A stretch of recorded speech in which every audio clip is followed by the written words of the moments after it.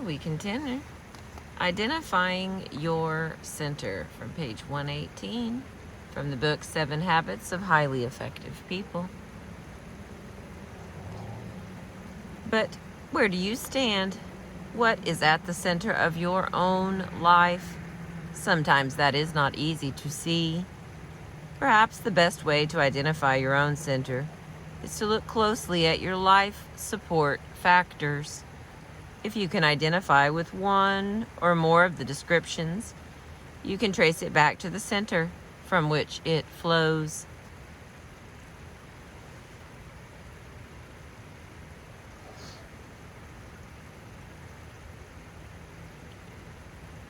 Okay.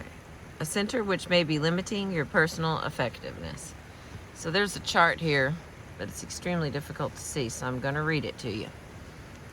If you are spouse-centered, your feelings of security are based on the way your spouse treats you. You are highly vulnerable to the moods and feelings of your spouse. There is a deep disappointment resulting in withdrawal or conflict when your spouse disagrees with you or does not meet your expectations.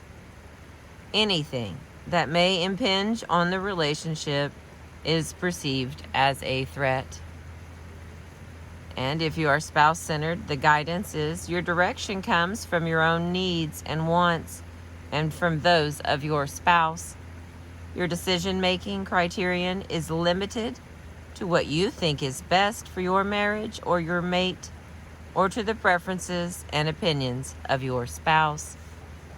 If you are spouse-centered, the wisdom, your life perspective surrounds things which may positively or negatively influence your spouse or your relationship. If you are spouse-centered, your power to act is limited by weaknesses in your spouse and in yourself. The next one is if you are family-centered, your security is founded on family acceptance and fulfilling family expectations. Your sense of personal security is as volatile as the family. Your feelings of self-worth are based on the family reputation. If you are family-centered, family scripting is your source of correct attitudes and behaviors. Your decision-making criterion is what is good for the family or what family members want.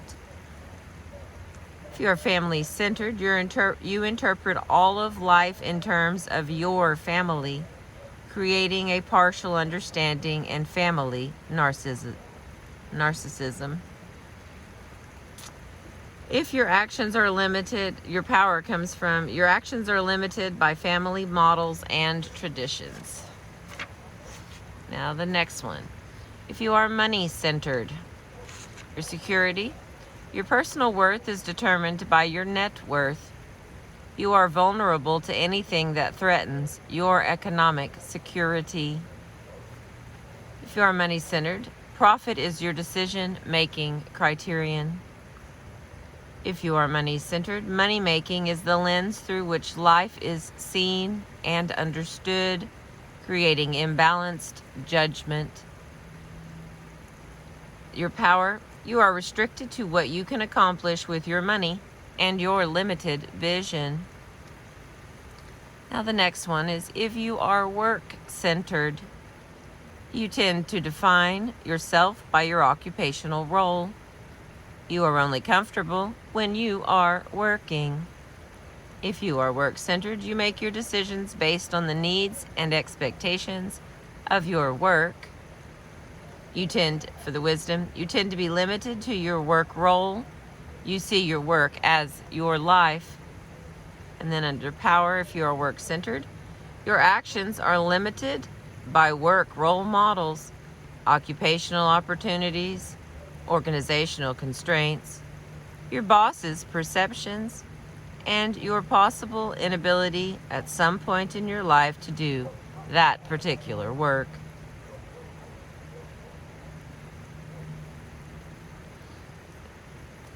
The next one is if you are possession-centered. Your security is based on your reputation, your social status, or the tangible things you possess. You tend to compare what you have to what others have. If you are possession-centered, you make your decisions based on what will protect, increase, or better display your possessions. And under wisdom, you see the world in terms of comparative, economic, and social relationships. And the last part of this one, if you are possession-centered, you function within the limits of what you can buy or the social prominence you can achieve. And the next category, if you are pleasure-centered, you feel secure only when you're on a pleasure high. Your security is short-lived, anesthetizing, and dependent on your environment. If you are pleasure-centered, you make your decisions based on what will give you the most pleasure. You see the world in terms of what's in it for you. And under power, if you are pleasure-centered, your power is almost negligible. And the next is if you are friend-centered, your security is a function of the social mirror. You are highly dependent on the opinions of others. If you are friend-centered, under guidance, your decision-making criterion is what will they think. You are easily embarrassed. Under wisdom, you see the world through a social lens. And under power, if you are friend-centered, you are limited by your social comfort zone. Your actions are as fickle as opinion. And the next one, I really like this one. If you are enemy-centered, your security is volatile, based on the movements of your enemy. You're always wondering what they are up to. You seek self-justification and validation from the like-minded. If you are enemy-centered under guidance, you are counter-dependently guided by your enemy's actions. You make your decisions based on what will thwart your enemy. Under wisdom, if you are enemy-centered, your judgment is narrow and distorted. You are defensive, overreactive, and often paranoid. And under power, if you are enemy-centered, the little power you do have comes from anger, envy, resentment, and vengeance. Negative energy that shrivels and destroys, leaving energy for little else. And the next, if you are church-centered, your security is based on church activity and on the esteem in which you are held by those in authority or influence in your church. You find identity and security in religious labels and comparisons. If you are church-centered under guidance, you are guided by how others will evaluate your actions in the context of church teachings and expectations. Under wisdom, you see the world in terms of believers and non-believers, belongers and non-belongers. If you are church-centered, perceived power comes from your church position or role. And the last one. If you are self-centered, your security is constantly changing and shifting. If you are self-centered, your judgment criteria are, if it feels good, what I want, what I need, what's in it for me.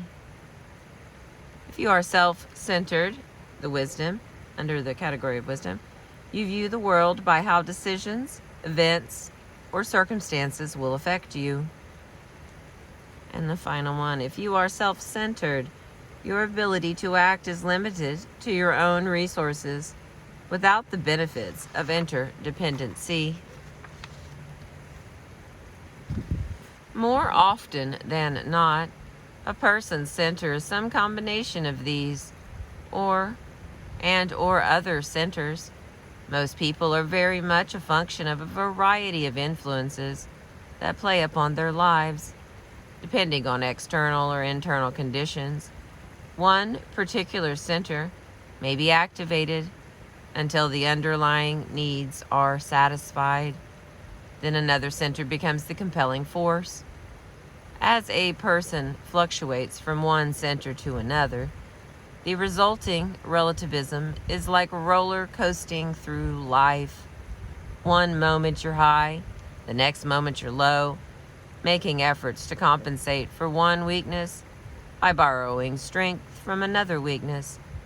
There is no consistent sense of direction, no persistent wisdom, no steady power supply, or sense of personal intrinsic worth and identity. The ideal, of course, is to create one clear center from which you consistently derive a high degree of security, guidance, wisdom, and power, empowering your proactivity and giving congruency and harmony to every part of your life. All right, I'm going to stop there for a minute. Felt like a lot of information. So the next category is the principal center. I mean, it kind of includes everything that we just read, so maybe I should continue, but I'm going to jump back and forth 3 or 4 times here.